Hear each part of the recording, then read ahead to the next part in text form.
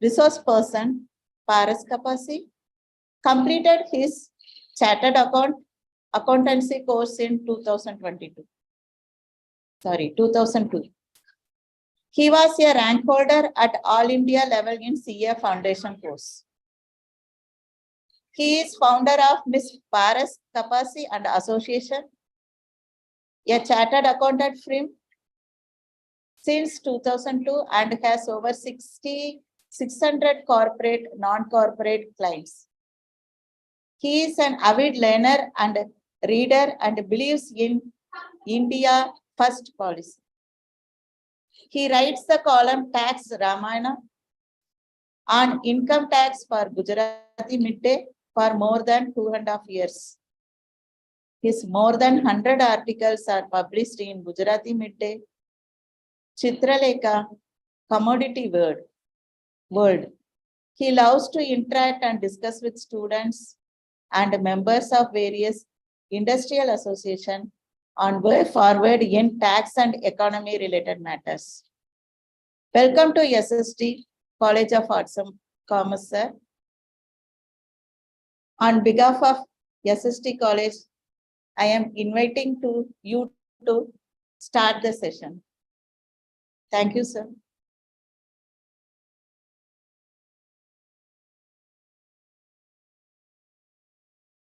Hello, everyone. I'm very happy to connect.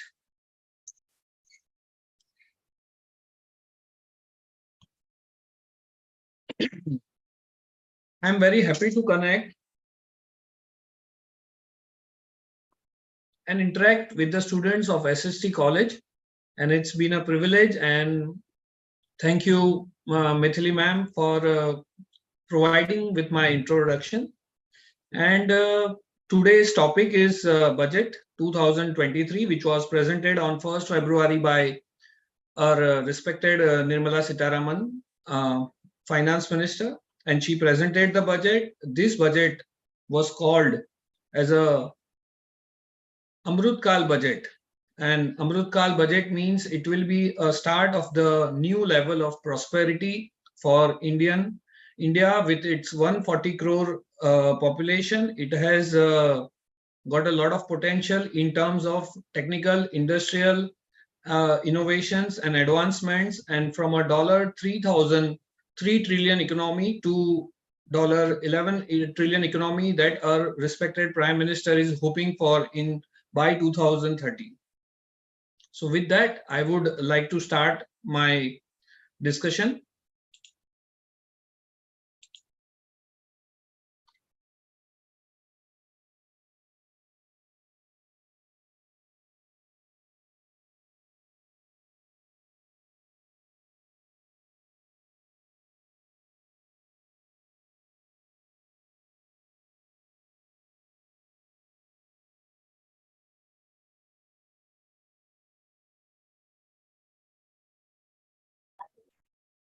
Now let me start with what is Union Budget of India, what is it, and why is it so important? In accordance to the Constitution of India's Article 112, it is necessary to present a budget at the Parliament before the beginning of every financial year. The Union Budget is allotted for the upcoming fiscal year, which starts from 1st of April and ends on 31st March of the next year. So essentially, before the start of every financial year, budget is levied in the Parliament, and it is presented for the period of 1st April and ends on 31st March. So in our case, the budget that we are discussing is for the period from 1st of April 2023 to 31st March 24 financial year, which is in another terms called assessment year 24-25. While discussing all the amendments, we are always talking in the language of assessment year. Now about the Union Budget. The Union Budget contains details about the projected receivables and payables of the government for a particular fiscal year. This budget statement is broadly divided into two major parts, that is capital budget and revenue budget. Now what is capital budget? Capital budget accounts for government-related capital payment and receipts. Capital receipts includes loan from the public or that from the Reserve Bank of India, while capital payment includes expenses incurred towards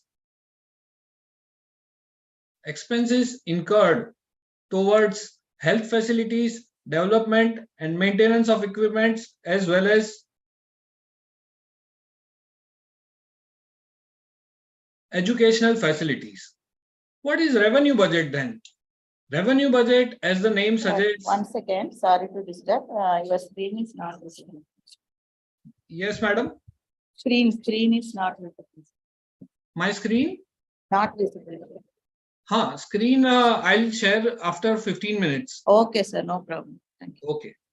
I'm just now discussing what is capital budget, what Yes, is the sir. budget, and what are the part of the budget that student will be interested to know. Okay, sir, no problem. Okay. Revenue budget. As the name suggests, a revenue budget accounts for all the revenue expenditure and receipts. If the revenue expense is in excess of the receipts, the government suffers a revenue deficit. Now, revenue deficit is a very hot word, and all the economists always questions that why, if the revenue deficit is high, then the government might be in problem in managing the economic affairs of the society. So revenue budget, always there is a big task and a challenge for the government to maintain the revenue deficit within the control.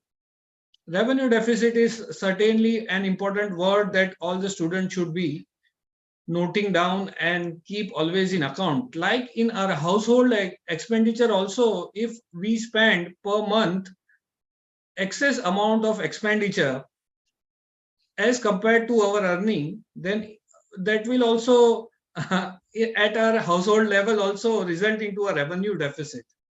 Now, what is the importance of budget? The general objective of the union budget is to bring about a rapid and balanced economic growth of our country, coupled with social justice and equality. Following are the key objectives that highlights the importance of union budget in India. The first very important objective of the union budget is to ensure efficient allocation of resources. It is necessary to employ the available resources in the best interest of the country. Allocating resources optimally helps to achieve profit maximization for the government so as to foster public welfare. So efficient allocation of resources is one of the primary responsibility of the FM while presenting the financial budget. The second very important objective of the union budget is to reduce unemployment and poverty level. This is a very important objective. As everyone knows, the government always aims and claims to wipe out poverty and create more and more job opportunities, with so many youth in wings completing their BCom and other courses. They all want to join the Indian workforce. And what better an alternative through budget to create more avenues of jobs for the society at large, for the youth at large, and by giving them an employment, reduction of poverty. This will ensure that every citizen of the country is able to meet his or her basic need of food, shelter, and clothing, along with facilities for healthcare and education. So, my dear friends, students, while you are studying, please note and please take your education in such a way that once you are out of your BCom, you are readily employable, your skill sets are good, and you can take advantage of the various proposals as set by the finance minister in the budget. The another third number of important objective is for the government is to reduce wealth and income disparities through the budget. The budget aids in influencing the distribution of income through subsidies and taxes. It helps to ensure that a high rate of tax is levied on the rich class thereby reducing the disposable income. So, in other words, we can understand that the rich class who are earning at a very high rate, maybe in crores of rupees, if they are taxed at a higher rate, government thinks it is okay to tax them at a higher rate. The tax so deducted or tax so levied on them is collected by the government and is used for the public welfare as well as the certain necessary expenditure like defense. On the other hand, a lower rate of tax is charged on the lower income group to ensure that they have sufficient income in hand. So, friends, you can understand that the rich in the overall population is hardly 4 or 5%, whereas middle class is about 50 to 60%, and the rest is the poor class. If all the wealth of India is concentrated in the hands of few, then they are not willing to spend it for a poor. So the government, through higher tax levy on them through direct tax, they are collecting these extra money. For example, if a corporate house is earning 100 crore rupees, then they are taxed at about 25%. So 25 crore of income tax is collected by the government from them, and then it is distributed as per the budgetary expenditure that has been levied. So very, very important, one of the objective is reduce wealth and income disparity. When things such as free education and roads and bridges and infrastructure projects are completed through the collection of these taxes, it definitely helps the middle and poor class to have better facilities and in turn to generate more revenue for them. The other more important objective for the government is to keep a check on prices.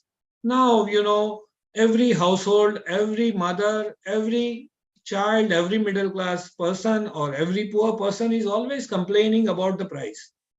The price of the product, price of the material, the vegetable prices. We sometimes also see agitations for the price, spurt in the price of onions, etc. Why it so happens? This is because the dealer or the agriculturist or the people who are supplying those commodities are interested to maximize those profits on the same. So government through the budgets keep a check on prices. It ensures proper handling of inflation and deflation, thus bringing about economic stability. During inflationary period, surplus budget policies are implemented, while deficit budget policies are devised during deflation. This aids in maintaining a price stability in the economy. So my friends, this is also, as you can see, one of the very important objective where to keep prices of the essential items in the economy in check and to keep a good tap on the industrial houses to maintain the prices which is well within the reach of the overall society. The final important objective of the budget is to change tax structure as and when necessary. The union budget also dictates the possible changes in the direct and indirect tax of the country. It brings about changes to income tax rates and tax brackets. For instance, the upcoming income tax slab for financial year 23-24 is part of this budget.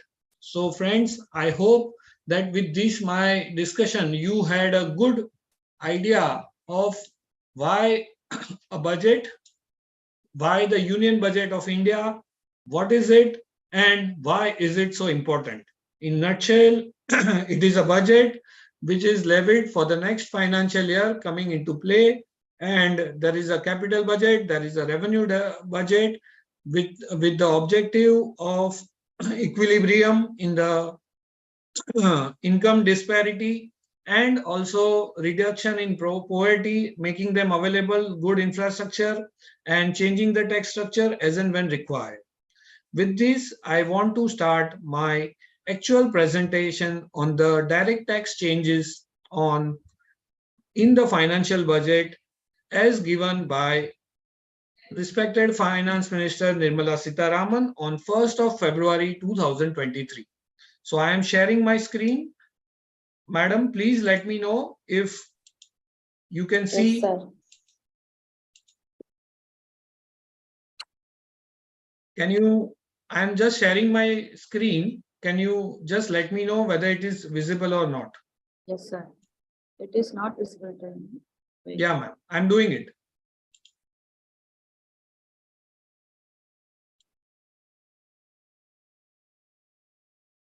I think I hope that the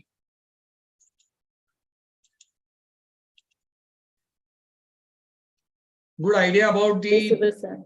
why there is a budget thing and what is the importance of budget, union budget for a gigantic economy like India. Okay, now let's move on to our slide. Friends, this is my company, Paresh Kapasi and Associates. It's a chartered accounting firm, and students after passing the 12th, they join the firm to do articleship and study under the barrier for study and practice the GST as well as income tax practice. Now let me start with the budget highlights. Can you see the screen, ma'am? Yes, sir. Visible. Yes. So the budget highlights, let me start with the direct tax proposals on budget for the assessment year 24-25.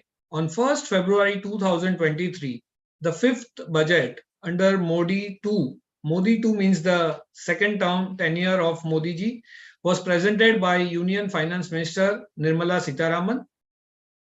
She said that the Indian economy is on the right track and is poised for a bright future. She delivered her this is the last comprehensive budget before the general elections of the next year. According to Ms. Sitaraman, this is Amrit Kal's first budget. I explained to you at the start what is the Amrit Kal first budget, by that what she meant. And these are the key aspects of Union Budget 23-24. Now the most important thing that always the entire country looks forward to is that any tax relief given to us in terms of the change of tax slabs. Is there a rate change or limits? Even for the professors of S.S.T college, is there any relief or big change in tax slab has come which would result into for them to in the reduction of the tax liability? So let's see. Revision in tax slabs with effect from assessment year 24-25. The new regime is under section 115 BAC, which is the new regime is now the default regime, and old regime with which we were working since last so many years is now the secondary fiddle or secondary option. The new regime is very interesting proposal which says that, as I said in the union budget, one of the important criteria of the union budget is to keep more disposable income in the hands of the lower income group of the society. So in line with that, here we can see that up to 3 lakh rupees of income, there is no tax. Erstwhile, it was up to 2,50,000, it was nil. Now 50,000 rupees is added under section 115 BAC, whereas under old regime, it is kept same. If you have an income from 3 lakhs to 6 lakhs, the 5% tax is applicable. That means that on the first 3 lakh, there won't be any tax. From 3 lakhs to 6 lakhs, if you have a 6 lakh rupee of income, on the difference, that 3 lakh rupees, you will be charged at 5% of tax. So that 5% means on 3 lakh rupees, it will be about 15,000 rupees. So the disposable income in the hands of the person who is earning less than 6 lakh will be 6 lakh minus 15,000, assuming that she has got full 6 lakh rupee of income. So 5 lakh 85,000 rupees is the income which is available to her or him. From 6 lakhs to 9 lakh, the tax slab is 10%. So for the first 3 lakh, nil. From 3 to 6 lakh, 5%. Then for the next 6 to 9 lakh rupees, it is at 10%. That means that on that next 3 lakh rupee, from 6 lakh to 9 lakh, the person will be paying at 10%, which will be 30,000 rupees. So first 0, then 15,000, then 6 to 9 lakh, it is 10%, which is 30,000 rupees. So total 45,000 rupees. On a calculation, rupees divided by 9 lakh is 5%. So in a country, in India, if your income is 9 lakh rupees, you are totally paying not more than 45,000 rupees, which is only. So government is so confident of people earning this bracket or higher bracket, and the tax rates are kept at total average of 5%. Then if your income is more than 9 lakhs to 12 lakhs, then for that 3 lakh rupees, from 9 lakh to 12 lakh, you will be charged at 15%, which will be another 45,000 rupees. So till 12 lakhs, your total tax liability will be 15,000 plus 30,000 plus 45,000, which is 90,000 rupees, up to 12 lakh rupees. And from 12 to 15 lakh rupee, it is at you have to pay a tax at 20%. That is 60,000 rupees. So if any person in India is having income up to 15, if you make total of these amounts or at different tax slab levels, you will not be paying more than 1,50,000 rupees. That means 1,50,000 rupees on a average income of 15 lakhs, you will be paying 10%. Effectively, it is a 10% tax slab, which is quite nominal. I'm sure 80% of the tax filers are less than 15 lakhs as per the statistical data, and they will be very, very happy, as this new tax regime does not entail you to make deduction or investment under ATC or ATD or any housing loan. So even if a person does not have all these investments or deductions, still that person will be paying only at a rate of 10%. So friends, can you think is this not a bad, is this not a very good tax slab which has been given in this Amrit Kal budget? I would be really happy to get some feedback from the friends whenever they are able to see this video. Now the old regime is also not discarded. Old regime is still there. It is very much there, and you can you can file the return under old regime also. But old regime is not the default regime, so you will have to, while filing the return, you will have to select the old regime. And old regime is I quickly read it: up to 2,50,000 nil, and 2,50,000 to 5 lakh at 5%, 5 lakh to 10 lakh at see, you can see the difference here. 5 lakh to 10 lakh 20%, whereas here 9 lakh to 12 lakhs is only 15%. So there is a big difference. And above 10 lakh it is 30%. Here also above 15 lakh it is 30%. So one can see that the government is making terrific efforts to make the tax structure really in benefit to the middle class and the lower middle class. I am sure and I hope that all the students who are 18 plus are having a PAN card and are filing their return, and they can even file a nil return for income up to 3 lakhs. And because it will help you to get loans with the banks, and even for your small expenditures like laptops and buying a electric bike also, it will help you. So this is my talk on the tax slab rates and most discussed about point in the newspaper as well as the media. And the popularity of any government largely depends on how much benefit it has passed on to the middle class as well as the lower middle class. And in this taste, I must say that Nirmala Sitharaman and the BJP government uh, passed the taste, and they've made the people very happy. Okay, now with this, in my presentation about 20 minutes are passed, and let me go to the next important points, which I found it important. Okay, now the second point is about standard deduction of INR 50,000 is now introduced under next new tax regime for salaried individuals. Friends, from the overall people who are filing the returns, salaried individual forms a very big part. And earlier, under the new tax regime, there was no standard deduction allowed. But Madam Finance Minister has made that change, and she has introduced 50,000 rupee of standard deduction available to the salaried class, which gives them further relief of 50,000. So up to 15 lakh 50,000 rupees on any of their income, they will get 50,000 rupees as a standard deduction, which will reduce from their taxable income. So this is a very welcome move, and the salaried class clapped for this move, and they are happy. It is definitely helpful because on another 50,000 rupees, government has foregone their tax. Now, this point number 3 is very interesting point and important point for the people who are very rich and they are earning in India.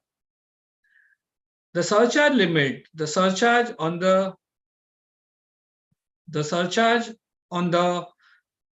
maximum surcharge that was levied on the higher income tax bracket was up to 37%, and effectively the tax rate became 42.33%, while calculated surcharge if a person was having an income of 5 crore or more. But in this budget, the government has effectively reduced the maximum surcharge to 25% only, and that means foregone the surcharge revenue in a big way, and the effective tax rate will now come down. Maximum marginal rate will come down to 37% from 42% if we make the calculation. And this was a really very good relief. And by this ploy, the government has really made the highly paid CFOs and CEOs of the corporate world and people who are in high level of employment, and because they were feeling the pinch, because out of 100 rupees that you earn, if 42 rupees is going towards the taxation, then it is a big thing. And government, by restricting this surcharge, has been able to reduce it to a little less. And I think it is a very positive step, and the rich class or the higher earning class will be definitely. There is no change in slab rate under the old tax regime. As we all know that the old tax regime government has hardly touched upon, and Madam Finance Minister has not changed it to, there are hardly any changes into that. The fifth point, the new tax regime is now the default tax regime. If an assessee wants to opt for old tax regime, he may opt for the same.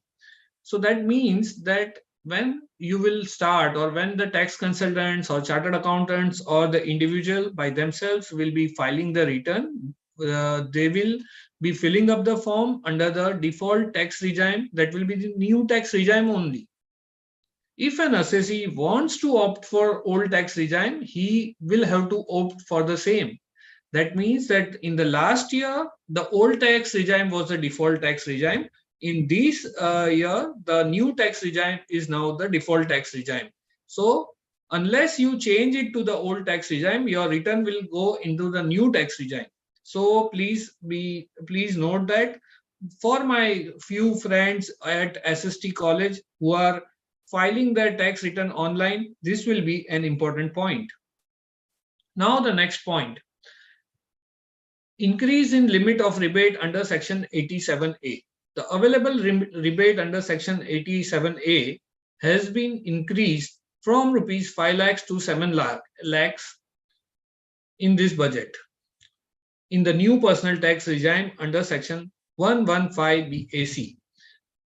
At the above, new prescribed slab rates, the new rebates limit under Section 87A comes out to be rupees 25,000 on the income tax of rupees 7 lakhs as compared to the existing tax rebate limit of rupees 12,500 on the exempt income of rupees 5 lakhs. So friends, government is so confident about their total tax collection, not total direct tax collection, not dropping. And since this is the the last comprehensive budget before the election, government has increased the exemption limit on the minimum level from 5 lakhs to 7 lakhs, which is effectively 25,000 rupee of tax advantage given. Therefore, the individuals and HUF opting for the new regime in financial year 23-24 and onwards and having the total income up to rupees 7 lakhs will not be required to pay any income tax. A 7 lakh rupee annual income means if we divided it by monthly, it is about 58,333 rupees. So friends, if any of us who is earning up to 58,333 rupees per month, then I'm not supposed to pay a single rupee of tax to the government. The whole income is available to me for fully disposable to me, and government is not taking any single rupee as income tax on this income up to 7 lakhs. This is definitely a very big concession given by the government to the middle class and to the lower middle class groups. If, for example, in a slum at Dharavi, if in a family 2 or 3 people are working and they are earning say 25,000 or 40,000 or 50,000 rupee a month from their employer, they won't be subjected to tax. That means government has given them this income for themselves, and government is not collecting a single pie. Government is only targeting people who are earning more than 7 lakh rupees to give some tax to the income tax kitty of the government. So I hope that this is a very important exemption given in the slab rate under Section 80 rebate given under 87A, which my friends at S.S.T college, the students as well as the professors must be taking note of. Therefore, the individuals and HUF opting for the new regime in financial year 23-24 and onwards, having total income up to 7 lakhs will not be required to pay any income tax. However, if the income of an individual or an HUF is in excess of 7 lakhs, even by say 1,000 rupees, then rebate under Section 87A will not be available. And that gives some mathematical calculation to be done by the chartered accountant to bring that income below 7 lakhs. Now let's move to the next slide. That is my 7th point. I have at serial number wise only, so that even while preparing for the exam, friends can use this PPT to understand the brief highlights of direct tax, and comes they can give answer to, and few students can start tax practice is also. Now the 7th point is rationalization of exempt income under the life insurance policy with effect from assessment year 24-25, that is financial year 23-24. Income from insurance policies other than ULIP, for which provision already exists for policy issued on or after 1/4/23, particulars where premium or aggregate of premium is less than 5 lakh in a year. So aggregate word is very important here. If it says that suppose any person who is having multiple LIC policies, but the total of those premium, if it is crossing 5 lakh rupees, then taxability will be exempt under Section 1010D if premium payable for any of the years during the term of policy does not exceed 10% of the actual capital sum assured. So friends, please have a discussion with your insurance agents to check whether what is the total amount of the premium that you are paying in a year. Sometimes it so happens that insurance policies are taken with a investment point of view, and there is a lot of amount of premium policies are taken and a lot of premium is paid. So government has taken note of this, and they have decided that if a person is paying 5 lakh or more in a year, then any sum received which exceeds the aggregate of the premium paid during the term of life insurance policy shall be chargeable under head income from other sources under section 56 to subsection 13 of the Act. If the premium paid had been claimed as a deduction in any other provision of the Act, then this premium will not be reduced from the sum so received. Computation manner shall be prescribed. So please note that limit of rupees 5 lakh is to be calculated for each individual policy. This provision will come into effect from 1/4/23. So life insurance also, higher amount of insurance premium paid, there is a cap on taxability, and those income will be taxable after deducting the total value of the premium paid on that policy. So I hope this point is clear to the friends. In case they are not clear, then they can refer to this slide. Now let me move to the point 8.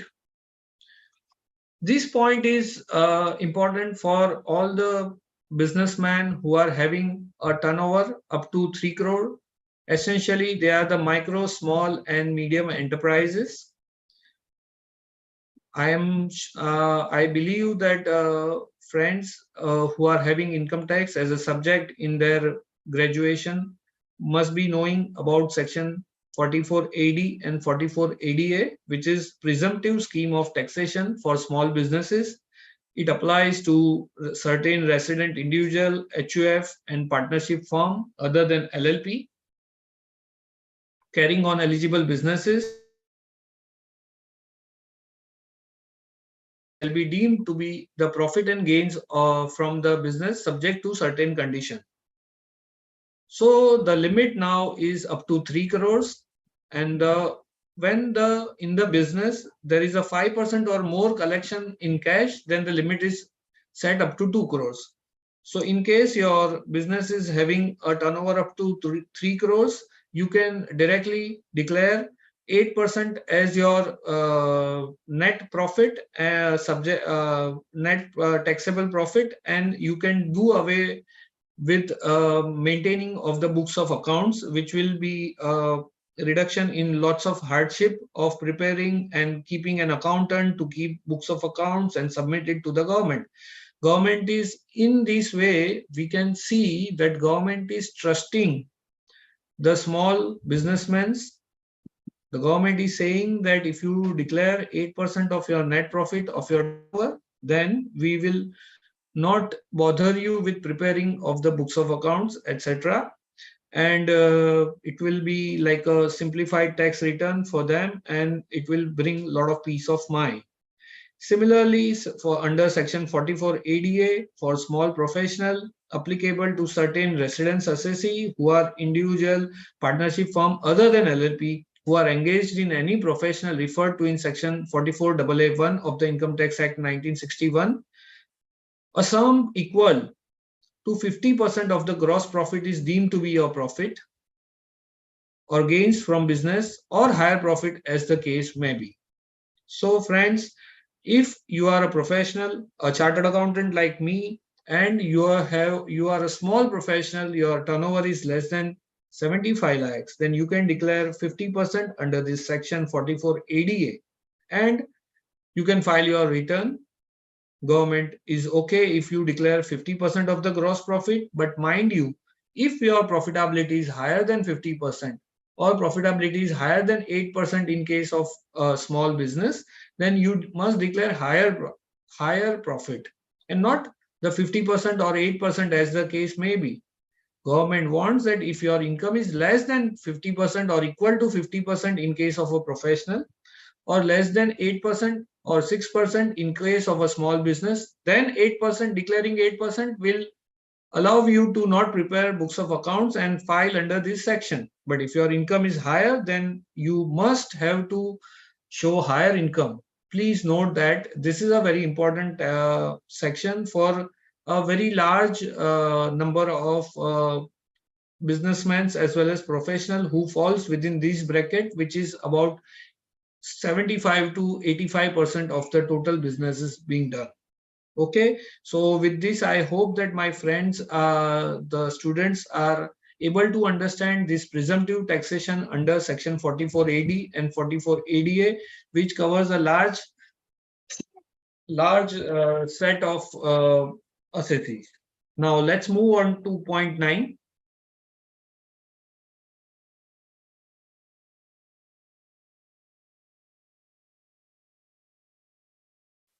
Deduction from payment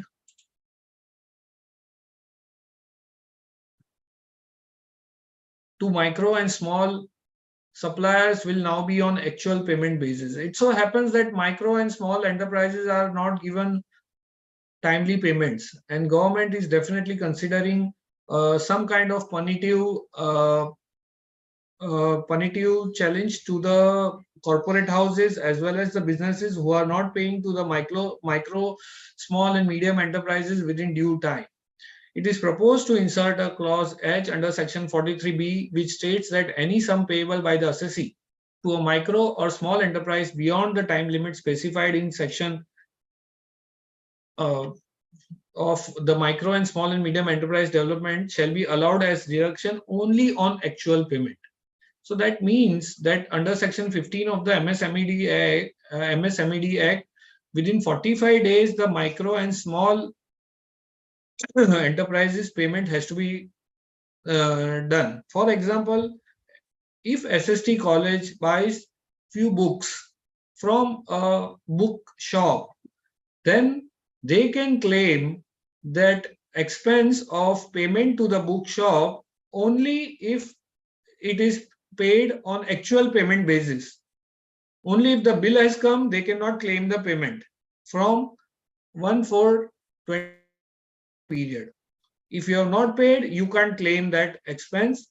You have to pay that in 45 days and then claim it. Otherwise, when you actually make the payment, you can claim it. This will definitely help micro, small and medium enterprises. They can complain also if their payments are not being paid in time, and this will really make the cash flow movement quite fast, and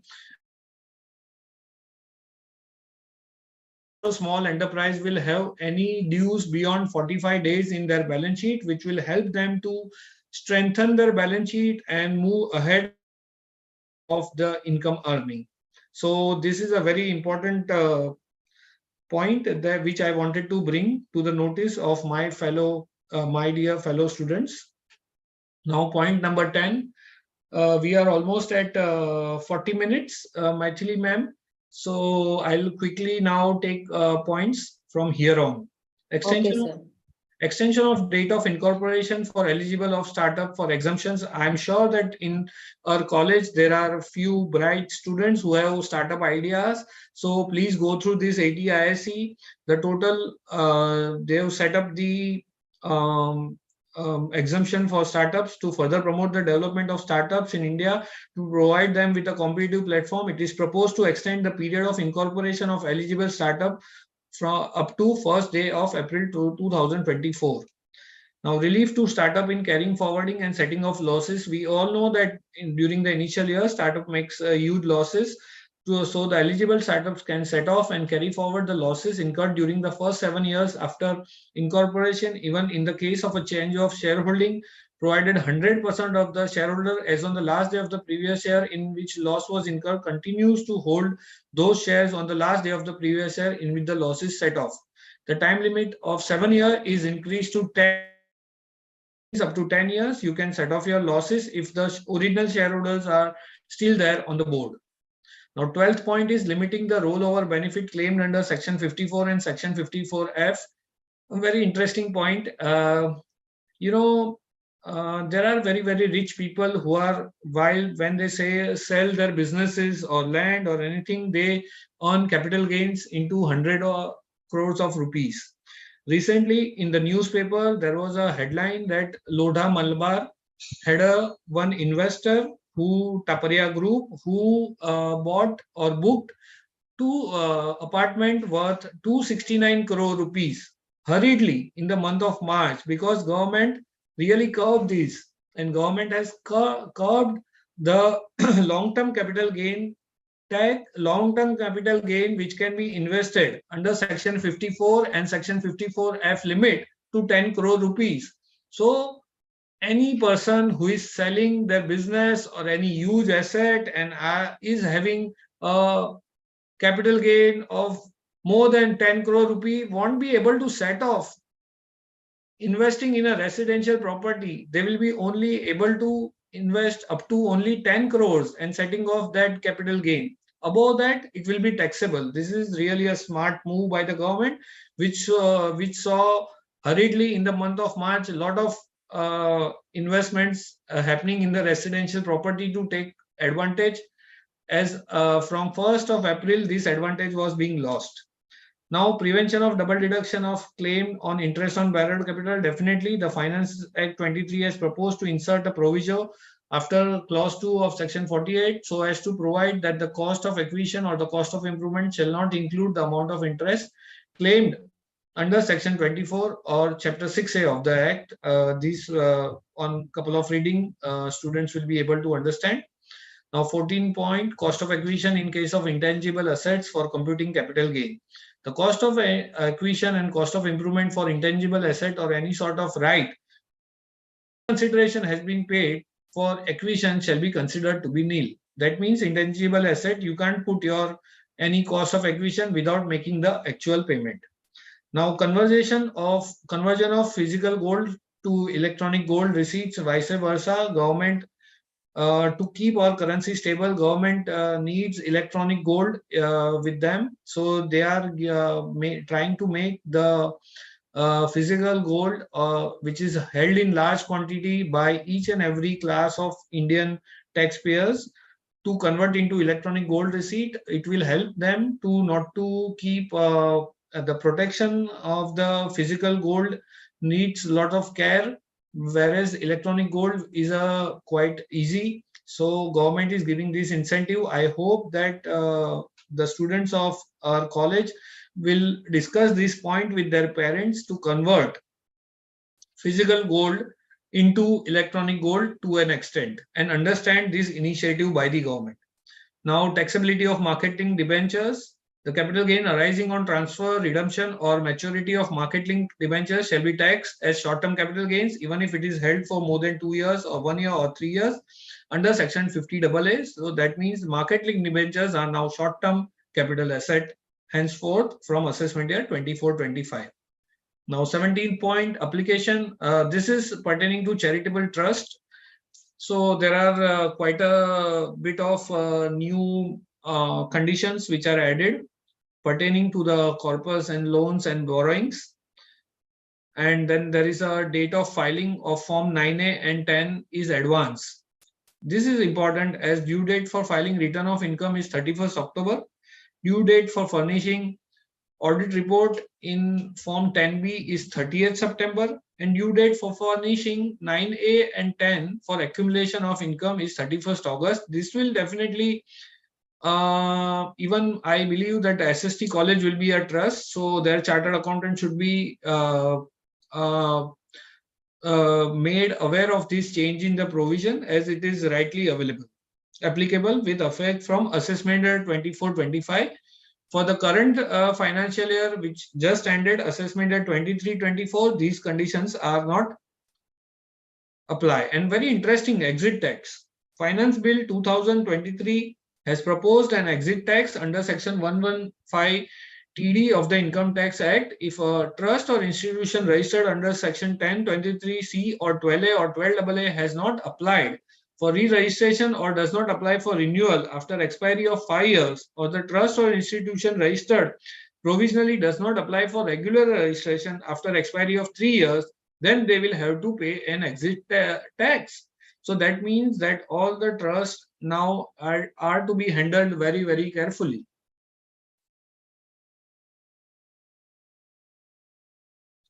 Now, point number 20.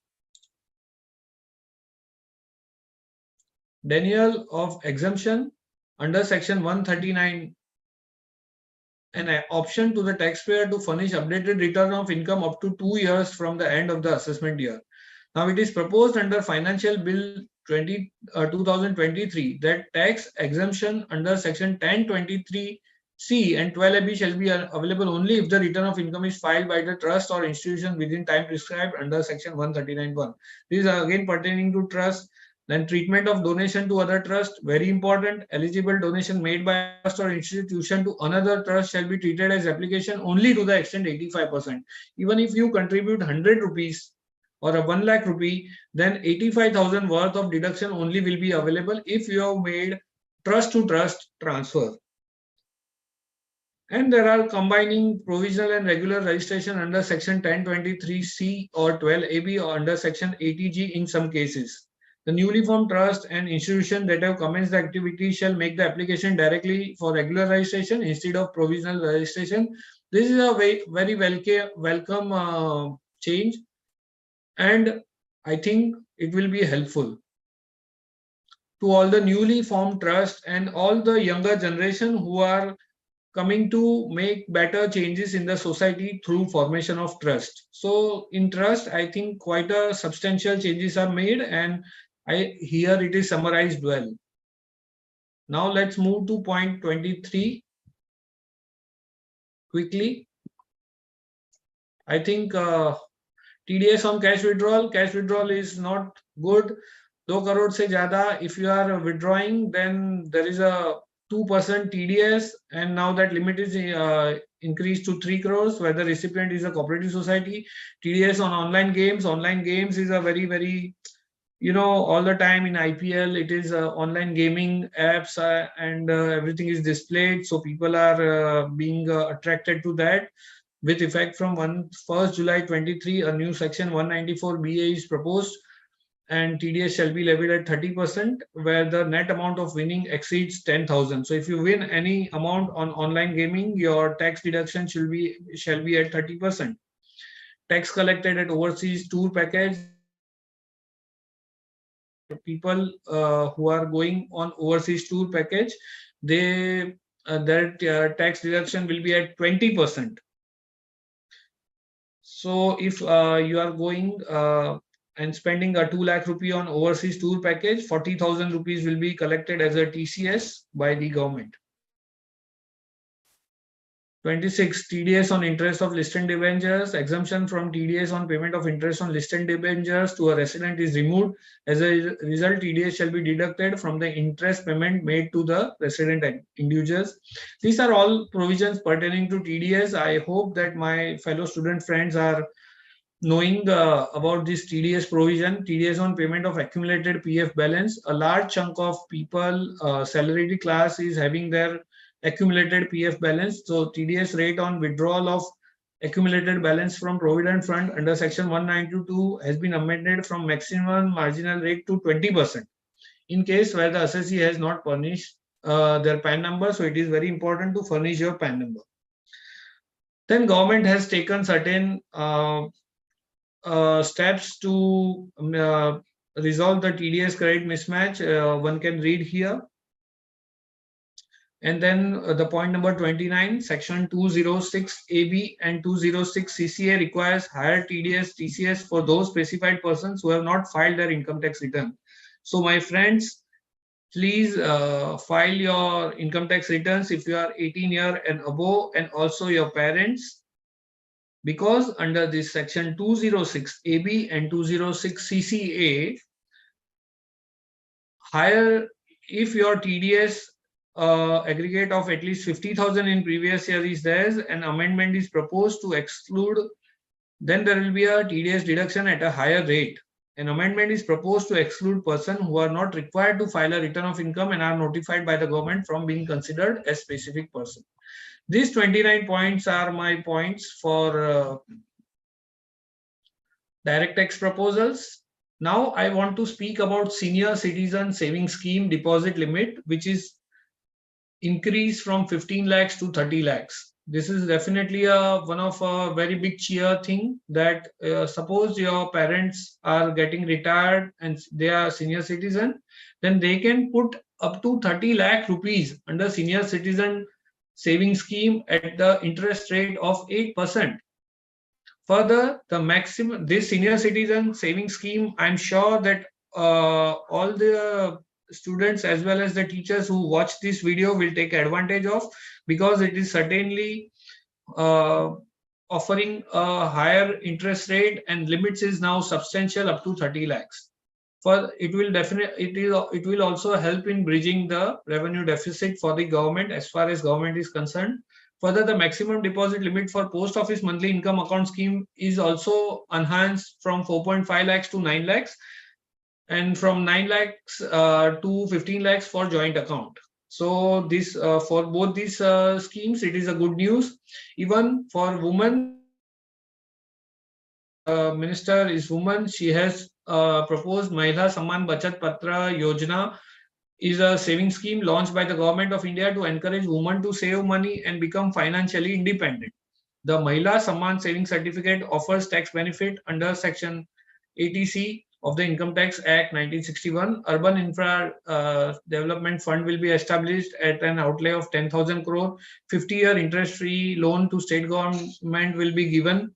The budget 2023 has allocated funds for scrapping old vehicles. This is important. This is the government also thinks about the green environment and reduction in pollution, and for that it is very essential that the old vehicles are scrapped, and the uh, the people are encouraged to buy new vehicles and discard their old vehicles.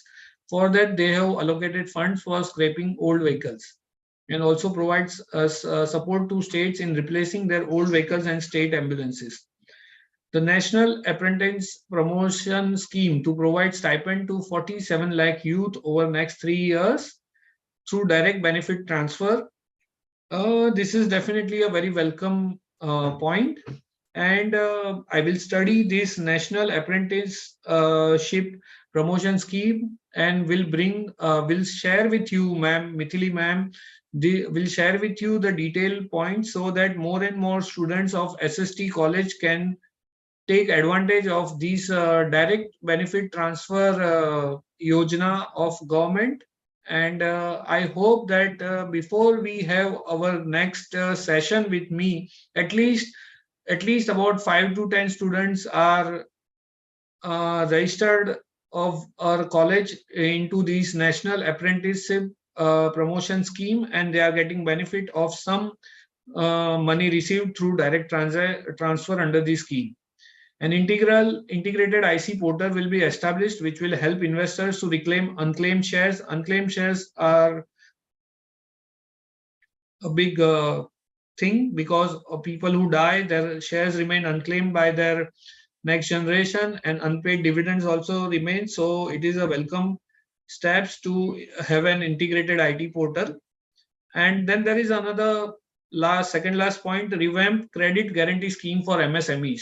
Friends, you won't believe that if a woman above an age of 18 years goes to a state bank branch and asks without any document to have some kind of a financial assistance, there is a Mudra loan which gives them financial assistance up to 50,000 to 1 lakh. If you have a business, you can have financial assistance without giving any collateral up to about 10 lakhs to 1 crore. So this MSME Mudra is definitely a game changer for providing finance to them. And I am sure that my students from S.S.T college are well aware of this yojana, and they are not shy of going and meeting their bank manager. And the public sector banks, all public sector banks are giving Mudra loans, and you just have to put a paper, discuss, and you can get that loan. And so you can start a small business also. So this is for you and your family who are not knowing that. This is the government has further done an infusion of 9,000 crore into it. This will provide additional collateral free guaranteed credit to of rupees 2 lakh crore to them.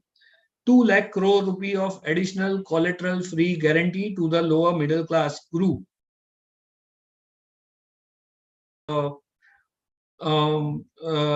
Help of these, and if you have any doubt, if you really want any guidance on this, you can contact to me in person. You can take number from Mithili ma'am. Then the last point, 3 centers of excellence for artificial intelligence. As a student, we always want to excel in whatever we are doing. And this seminar was also a step in that direction, that all the students try their best to reach to the pinnacle the knowledge of the various schemes by government, so that they know of these schemes and take advantage of it. And this last slogan is that make AI in India and make AI work for India. So I request Mithili ma'am that throw some light and distribute some material to the students about the application of artificial intelligence, and keep some lectures in the year coming. I think I was too fast, because 1 hour is a little less time to explain this vast subject, but I have covered a lot of points, and I have shared this PPT to all the students. PPT to with my coordinator and students. I wish that student will take advantage of this PPT and use it in practical life. If you see my first slogan, if you see the start of my presentation, it says that there is no shortage of remarkable ideas, but what is missing is the so my friends, I request you that first conceive the idea, discuss with your friends, your professors. Never be shy of discussing it with your trustworthy group of people. But the most important thing is the will to execute them. You all students have more years than us. So I hope that with this presentation, you will be little charged for your exam as well as for 2023, and take advantage of these various schemes. I hope that all the students are filing their income tax returns. And with this, I am handing over this discussion to a respected coordinator, and I thank her for giving me this opportunity to present this seminar and this my whatever my knowledge on the direct tax changes in the income tax budget 2023. Thank you, ma'am. Thank you, Mithili ma'am, once again. Thank you, sir. It gives me an immense pleasure to deliver the vote of thanks for this session. Let me first start my glory. Thank to the Almighty God for making today's a resounding success.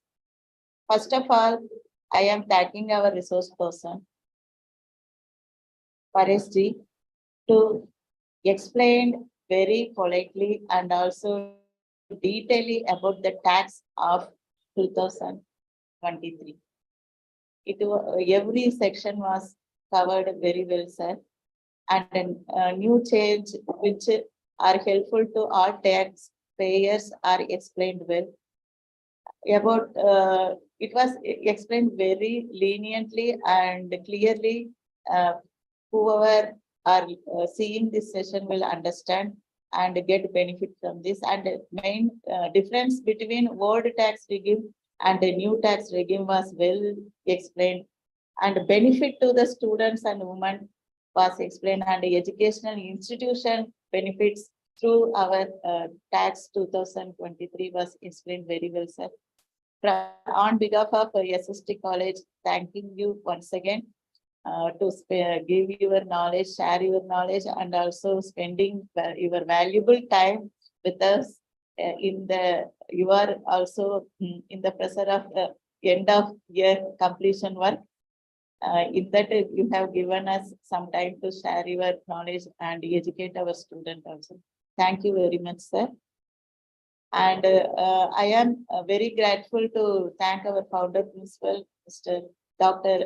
Purushwani sir, and IQAC coordinator, Dr. Pushpu Purushwani ma'am, to encourage us always to motivate student and give knowledge to the students conducting sessions like this.